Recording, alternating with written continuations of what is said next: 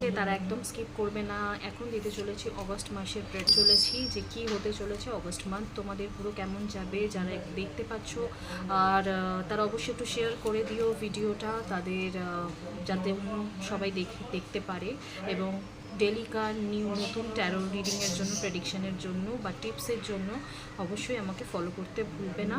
তো যেটা এসেছে, যে কার্ড এসেছে তোমাদের, সেটা হচ্ছে যে অগস্ট মাসে একটা প্রচণ্ড পরিমাণে চেঞ্জ হতে পারে।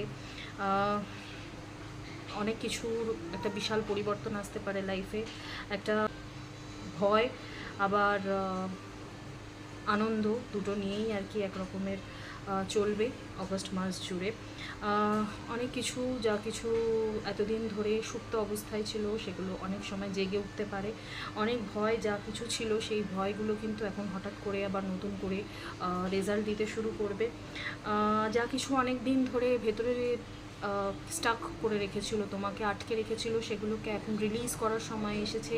নতুন কোনো চিন্তা হতে পারে, নতুন রিলেশনশিপ হতে পারে, বা পুরনো কোনো রিলেশন যাতে তুমি এতদিন ধরে আটকে ছিলে সেটাকে এখন রিলিজ করার সময় এসেছে। যা কিছু তোমার মাথার মধ্যে চলছিল এতদিন ধরে, যেখানে তুমি কোনো ডিসিশন নিতে পারছিলে না, তাহলে বলবো যে সেখানে একটা এবার সময় এসেছে সেটা নিয়ে ডিসিশন নেওয়ার, সেটাকে নিয়ে প্ল্যানিং করার।